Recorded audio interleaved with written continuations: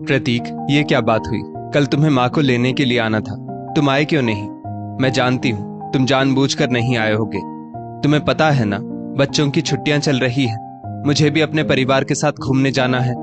तुम तो अपने बीवी बच्चों को लेकर बड़े मजे से ससुराल हो आए, और मेरा क्या? जाते वक्त तुमने क्या कहा था?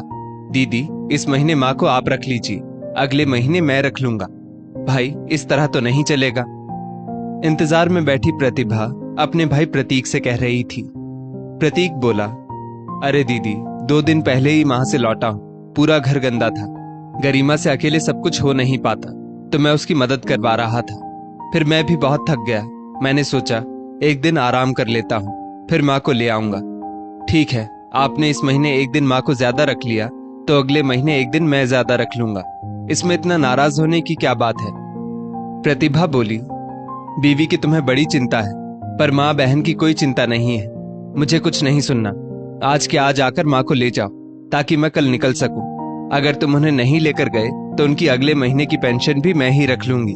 फिर मत रोना, वो मेरी अकेली की माँ नहीं है, तुम्हारी भी है।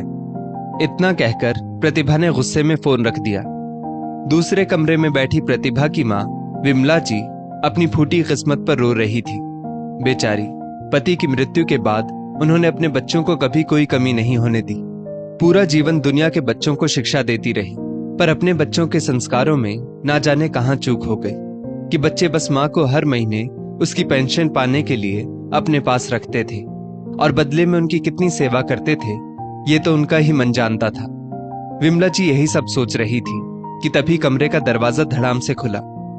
माँ, आप अपना सामान बांध लीजिए, प्रतीक शाम तक आएगा और आपको अपने साथ ले जाएगा। आप सामान समेटकर हॉल में रख दीजिएगा, ताकि मैं नौकरों से बोलकर इस कमरे की भी साफ सफाई करवा दूं। अब 1 महीने कमरा बंद रहेगा तो कहीं बदबू ना आने लगे। विमला जी बोली, बेटा, तुम तो 2 हफ्ते बाद लौट आओगी, तो मुझे यहीं रहने दो। यहाँ की रसोई का मुझे सब पता है। मैं खुद से खाना बनाकर खा लूंगी, और तुम्हारे आने से पहले सारी साफ सफाई भी करवा दूंगी। तुम्हें कुछ करना नहीं पड़ेगा। प्रतिभा बोली, नहीं माँ, इस महीने आपको प्रतीक के साथ रहना है। याद है ना आपको, आपकी रिटायरमेंट के बाद आपका क्वार्टर खाली करते समय हमने यही तो तय किया था। अब आप बार बार ये सब बोलकर मेरा मूड मत खराब कीजिए। वैसे भी अभी मेरी पैकिंग नहीं हुई है।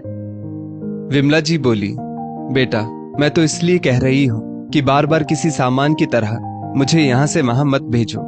कभी कभी तो लगता है मेरा कोई अस्तित्व ही नहीं है।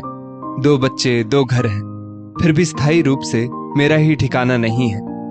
प्रतिभा चुपचाप मुंह बनाकर वहां से चली गई।